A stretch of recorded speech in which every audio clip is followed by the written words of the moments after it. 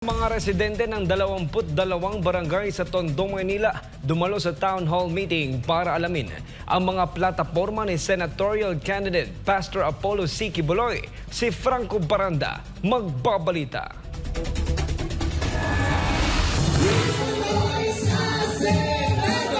Higit 300 mga residente mula sa iba't ibang barangay sa Tondo, Maynila ang dumalo sa isinagawang pagpupulong para lubos pang makilala si Pastor Apollo C. Quiboloy na tumatakbo bilang senador.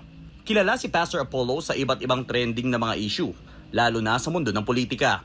Kaya nang malaman na magkakaroon ng town hall meeting para lubos pang makilala si Pastor Apollo, ay agad itong dinagsa ng mga residente ng Tondo, Maynila ang lugar na pinagdausan ng naturang aktibidad.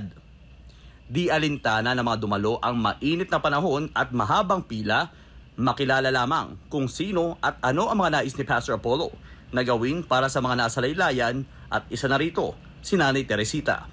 Para at least makinig sa mga magandang agenda nila, para at least makilala ko yung mga nagpapatakbo ng mga senador, mga ganun, mga politika sa Pilipinas, di ba?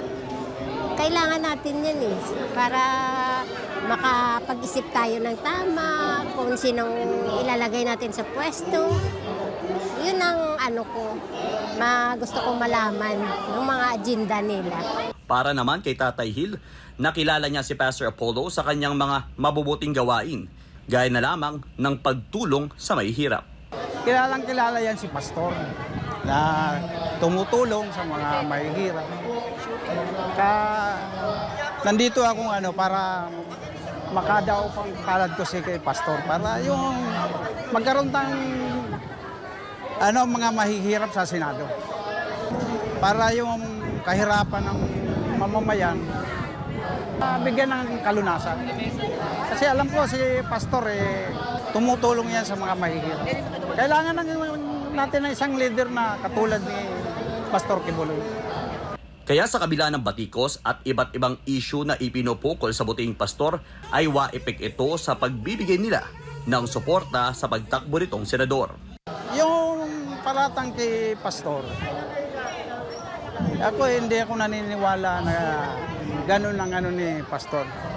Kasi sa isang relihiyon, hindi naman tayo leader ka na yung isang relihiyon tapos magiging ganun ka.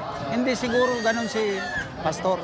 Ako di ako naniniwala ng Sa paniwala ko, lang si Pastor ng mga kalaban. Kaya kailangan tulungan natin si Pastor para magkaroon siya ng justisya sa nangyari sa kanya.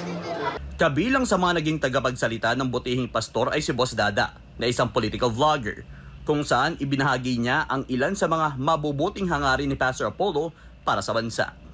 Siyempre si Pastor Apollo Quiboloy ang magsisilbing konsensya ng mga senador sa Senado. Lahat ng mga senador pupulisin niya. Lahat ng mga kurakot papansinin niya. Lalabanan niya yan lahat. Gagawa ng batas para ang mga kurakot na mga government official, bitayin talaga lahat yan. Kawawa ang mga Pilipino habang sila nagpapasasa. Dagdag pa ni Boss Dada, kilala si Pastor Apollo sa zero corruption policy sa kanyang kongregasyon at di matawarang accomplishments mula sa kalikasan, pamayan ng katutubo, kabataan, biktima ng kalamidad, ang sapat na resibo para sa isang totoong leader ng bansa.